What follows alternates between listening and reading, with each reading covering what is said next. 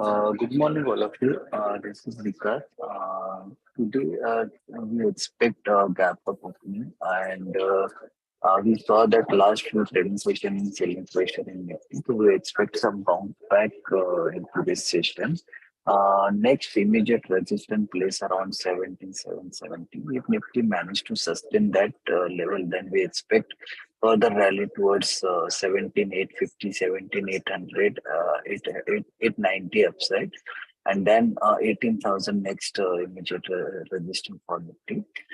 Support place around 17,550, 17,470. So we saw that new range in Nifty is upside 18,000 and downside 17,470. Bank Nifty also we expect some little bit bounce back towards 41,000. It managed to sustain 41,000, then we expect further rally towards 41,200 and 500 and upside. And immediate support place around 40,550 and 40,300 downside. Nifty Finance also we expect some bounce back in current level. Upside first immediate resistance 18,270, 18,450, and support place around 17,830 and 17,560. Stock specific, Coal India looks positive at current level, trading above the important level, and we expect upside 232 and 234, and support place around 220. Second, Gophers looks positive at current level. We saw that last 4 to 5 trading sessions managed to sustain above 42 50, 4,300 in upside. So we expect value towards 46, 4,700 in upside, and support place around 42, 50, 4,200 at downside. Chola Finance also looks positive at current level. Right now trading about 1712. We expect further rally towards 1740 and 1750, and also support at 200 PMA. So we expect it looks positive at current level, and immediate support place around 696. So that's it for technical. David, I think. Yeah. Thank you, Vikas. On the derivative front, I see open interest is low. The PCR is below 0.8. It's near the oversold zone. The VIX is around the 18 odd levels. It has moved up because of the pending election, pending budget announcement tomorrow. So what we witnessed yesterday, there was a sharp decline and a sharp rally post that. So one can expect such movements even for today. Largely Nifty should remain range bound with 17,500 being a good support area. If it comes down by there, and if it goes up to 17,800, 17,900 odd levels, that is where you will see again resistance coming in and again some selling coming in. So whichever direction market goes, there is a possibility that in the second half there will be a reversal. So look out for the same. Always keep stop losses and keep booking profits in intraday, based on the rally or decline that Nifty shows. At this point, largely we should close near the same levels that we have closed yesterday. From the stock specific front, PSU stocks like Coal India, NTPC have witnessed good open interest built up along with price rise. We expect these stocks to do well. Also, Maruti did very well. A lot of shorts were built into the system, but Maruti finally witnessed a lot of short covering action in the last 3-4 days, and it is likely to do well going forward. It can move up towards the 9,000, 9,200 levels. So, look out for the same. One can look to add positions here with a stop loss of say 8,700 with, the closing basis as a stop loss. That's it from my side. I like to ask the fundamental team to take over, please. Good morning. KEC International has received orders worth 1,130 crores from various verticals, including T&D, civil, and cables. This is positive. L&T, that is Larsen and Toubro results was marginally below expectation. Margins were mainly below expectation. Top line was in line, and growth in revenue and order inflows remained strong. If we look at revenue excluding IT and financial services, they grew by 15% year on year. And if we look at profit before interest and tax, excluding IT and financials, they grew by 19% year on year. So there was healthy growth, although margin was slightly below expectation, although flat year on year. On order book front, order inflows grew by 21% year on year. Total order book stands at 3,86,000 crores, up by 14% year on year and 4% sequentially. So on the order position side, things remain healthy. Management has given outlook that major private capex investment is likely in energy transformation, emerging technologies, logistics, industrial parks, data centers. So all these capex in these kind of industries helps L&T's EPC and construction business. Also, oil prices are likely to remain firm at current levels, aiding the Middle East nations to continue to earn surpluses over their and improving their financial flexibility, which will allow them to invest in sectors beyond oil, which are industrial and green investments. So this is also positive for L&T. CSB Bank result is okay. Operationally average results. However, asset quality has improved. There was provision write back in this quarter as well. Slippage ratio has come down to just 0.6%, one of the lowest we have seen, against 1% last quarter. Net NPA is also very small at just 0.4%. We had also recommended this stock few months back as our monthly pick. However, overall we like the stock on ROA and cheap valuation, but we noticed that the non-gold loan book growth has not picked up. We were thinking that that would be the key trigger once that picks up, but management said that against 10% kind of non-gold loan growth, they expect it to increase to around 15%. So whenever that happens, that could be a trigger. But for the near term, we think that stock can remain sideways. From long-term perspective, we remain positive. IIFL Finance result has improved because of better asset quality. AUM grew 5% sequentially, 24% year on year. There was provision write back, and profit increased 5% sequentially because of that. Net NPA continued to reduce to 1%. We remain positive on IIFL Finance. PNB result is marginally below expectations. Operational result was in line, but credit cost remained high at 2.4%, which was flattish sequentially. And even if we compare credit cost for the whole of FY22 was 2.2%. So this year, in fact, credit cost for PNB has been higher than last year, which is very rare to see in any other bank. Hence, profit came slightly lower than expectation. Asset quality improved. Net NPA has declined to 3.3% against 3.8%. But overall still remains a high number, which is why we think that credit cost can remain high for another 2-3 quarters going forward.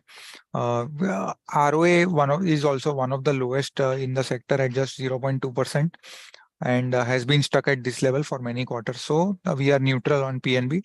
PNB also clarified on Adani exposure that their exposure is backed by cash flows, and there is no exposure against shares. Bank has a total exposure of 7,000 crores, which works out to just 0.9% of its total loans. Nippon Life Asset Management result is above expectation. Overall AUM increased 3% sequentially, and the market share was constant at 7.3%. However, revenue and EBITDA grew by 7% and 10% respectively, which is higher than AUM growth. This was because of higher mix from high margin B30 segment, that is cities beyond 30 contributed more, where the market share has increased, which offer higher margins. Company's market share in B30 increased to 8.1% versus sequentially 7.9%. On the other hand, the market share in low margin segment of corporate declined from 7.9% to 7.6%. So we remain positive on Nippon Life Asset Management. Thank you. Good morning. Tech Mahindra has posted marginally above expectation numbers of the for the quarter yesterday, and with net new TCV coming in at $795 million. CCQOQ growth revenue came at 0.2%. Revenue growth in revenue was majorly supported by telecom business and enterprise business. EBIT margins expanded by 62 bips and came at 12%. Attrition has also declined to 17% versus QOQ of 20%.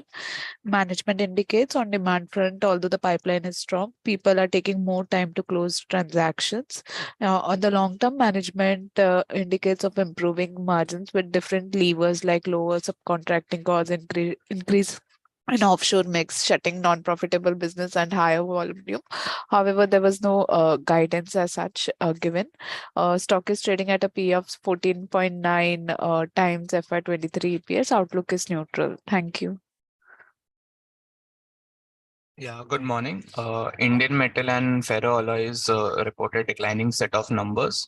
Although sales volume was higher sequentially and year on year at 66,000 ton, raw material cost increased by almost 4,000 per ton, which led to a decline in EBITDA per ton by rupees 3,000 per ton.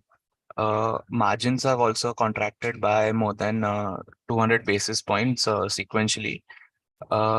The stock is trading at EV by EBIT of 3.6 times on trailing earnings. Sagar Cements had its reported its results last week, although the company had its con call yesterday. The management has indicated that the reason for the increase in raw material cost during the quarter was mainly due to increase in sales from Jajpur, which resulted into increase in raw material cost since clinker is being transported from Mattampally unit to Jajpur. Power and fuel cost was higher at rupees 1866 per ton as compared to 1452 per ton year on year due to significant rise in petcoke and coal prices. The company has indicated that it has inventory till mid-May, and the cost savings in quarter four is likely to be around 100 rupees per ton sequentially. The company has also acquired Andhra Cements. It is under NCLT approval, which is likely to come by Feb, and the commission will start from Q1 FY24. Net debt will increase by rupees 150 crores post the completion of the acquisition. Management has guided sales volume to be around 1.45 million ton for Q4 and 5.5 million ton for FY24, excluding the Andhra Cements. Being the election year, we feel the demand is likely to remain robust, driven by infrastructure push and housing demand. However, with minimum price hikes in the southern region, we believe realizations are likely to remain sideways. We are neutral on this company. Thank you. Good morning. Yesterday, SRF Limited reported results, and results were above expectation. The company has reported revenue of rupees 3,470 crore, which was actually below expectations of rupees 3,698 crore. And this was on account of degrowth in technical textiles by 21% degrowth on a YOY basis, and packaging film segment with degrowth observed 6% on a YOY basis. However, EBITDA margin came at 24.5% versus the expectation of 21.7%. This was largely on account of strong revenue growth in chemicals business of 23%, with margin expansion of 275 basis points. So the PAT has witnessed flat growth on YY basis. The board has approved capex worth rupees 750 crore, which includes a project for range of specialty fluoropolymers at Dahej with a cost of rupees 595 crore. And this is expected to commission in 24 months. Also, it has plans to set up a new and dedicated facility to produce an agrochemical intermediate at Dahej, which is expected to commission in 10 months. Also, it has a plan to create a structure for a new plant building for the growing requirements of new and upcoming plants at Dahej, which is expected to cost rupees 40 crore. So, the stock is trading at a PE of 25.3 times to FY24 EPS, and the outlook is positive over the long term. Orient Electric Limited also reported results, and the results were above expectations. Revenue reported at 739 crore versus the expectation of 660 crore. This was largely on account of electric consumer durable segment, which grew by 12% on YOY basis. EBITDA margin came at 7.4% versus the expectation of 6.6%. The sequential, there was a sequential improvement of 2.3%.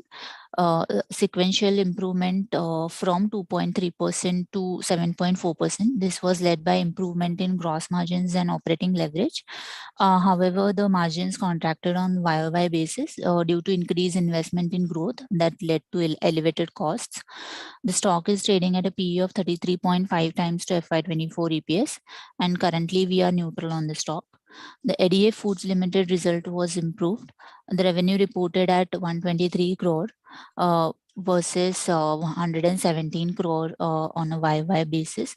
EBITDA margin came at 22% versus 15.7% in the same period last year. PAT reported at 18.5 crore versus 13.3 crore same period last year. The stock is trading at a PE of 31.3 times to TTM EPS. LT Foods Limited result was okay. The revenue reported at 1,779 crore versus the 1,368 crore in the YOY basis. EBITDA margin came at 9.3%. Versus 11% last year, the same period. The stock is trading at a PE of 10.3 times to TTM EPS, and currently we are neutral on the stock. Thank you. Yeah, apart from this, yesterday, Welspun India had a call wherein company has indicated that the result has improved quarter on quarter.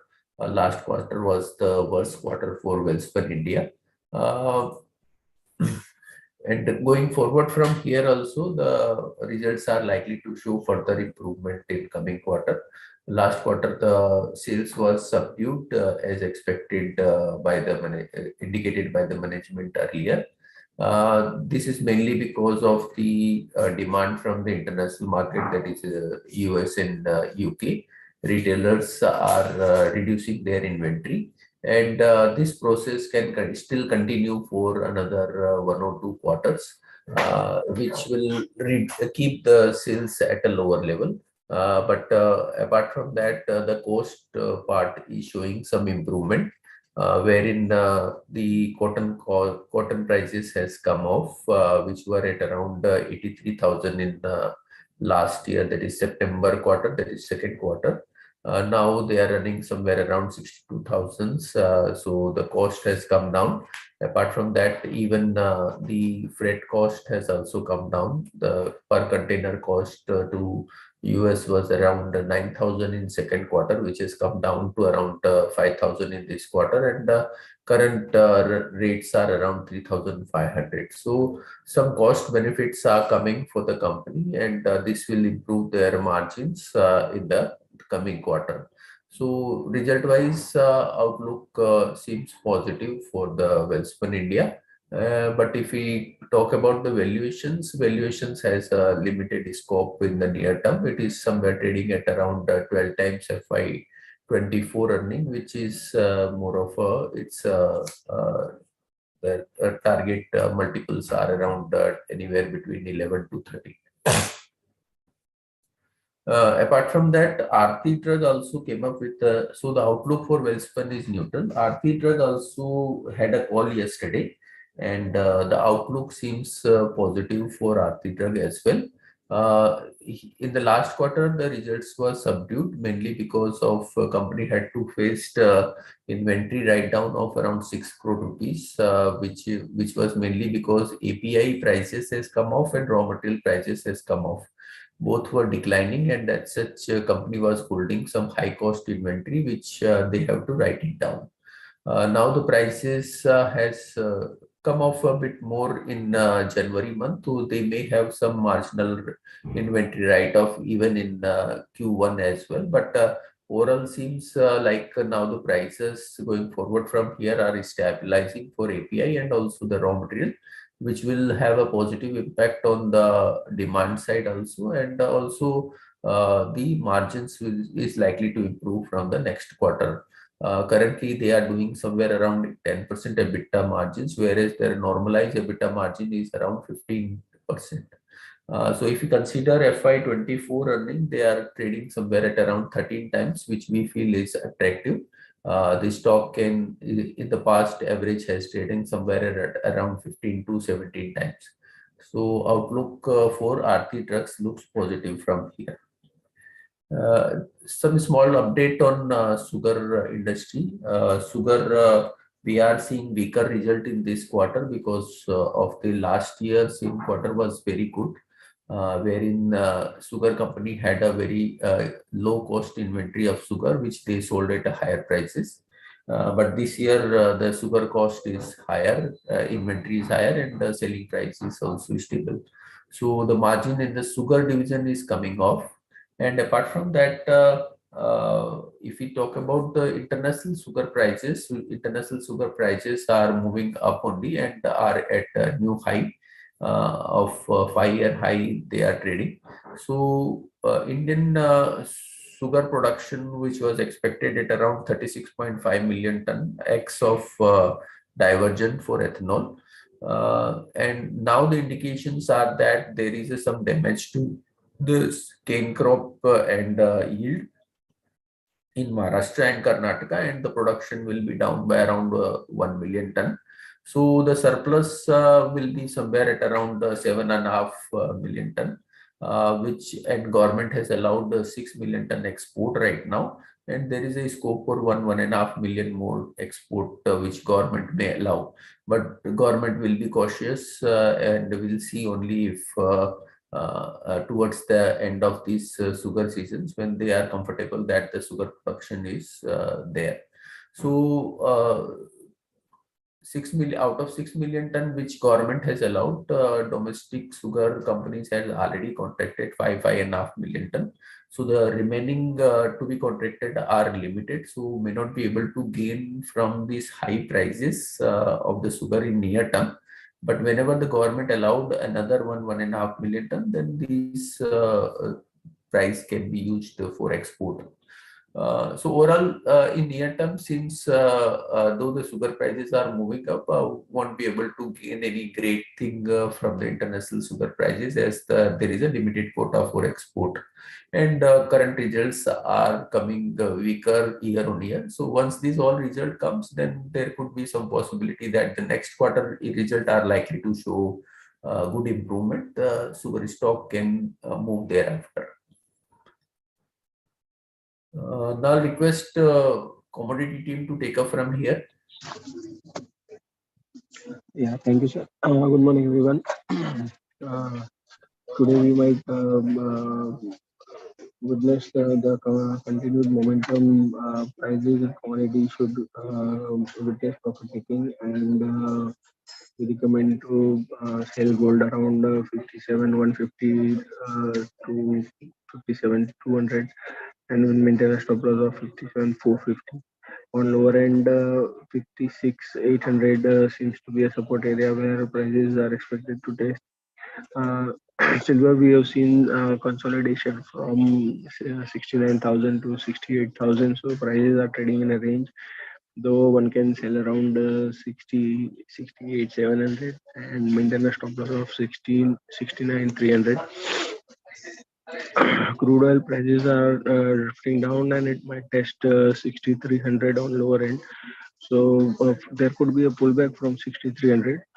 So at this moment, selling is not recommended. However, on 6,300, one can enter long for a pullback and maintain a stop loss of 62.50. On higher end, 64.50 seems to be the area where it could test, and again, one can sell around those levels. In natural gas, prices could test 230, 235 on higher end. So one can buy strictly with a stop loss of 218. In metals, we expect some corrections. So copper one can sell around 782 and maintain a stop loss of 788. On lower end, 773, 770 seems to be the possible targets. Yeah.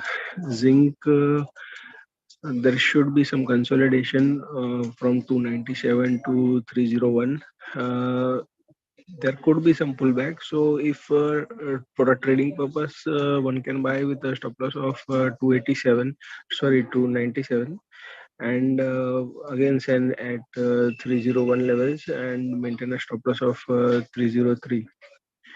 Aluminum also, there could be a pullback till 223, whereby one can sell, and on downside we can see 221, 220 levels. So in either case, if 220 comes earlier, then one can initiate a buy also, and again sell at 223. That's it from me. I'll ask Riya to take over from here. Thank you, sir. Good morning, everyone. So on the currency front, we are seeing some pullback in happening into the dollar index, which has led to a decline into pound and euro.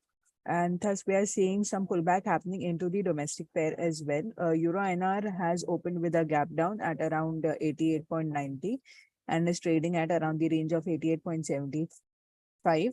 For the intraday purpose, 88.68 will remain a very important support. If it gives a breakdown to that, you can go for a short for a target of 88.45, 88.20 with an SL at around 89. For the pound also, we are seeing some profit taking happening. If the pair breaches the level of 100.85, it could test the level of 100.50, and thus you can go short for the same by keeping the SL at around 101.10 levels. The bearish trend into the JPY INR will most likely continue. So thus look for an opportunity to sell on the highs or look for a breakdown of 62.95 to go short into the pair for a target of 62.75, 62.68 with an SL at around 63. For the rupee, you could see it consolidating within the range of 81.85 and 81.60. In order to trade into the pair, you can take position once the pair gives a breakout to this range and a directional momentum could be achieved.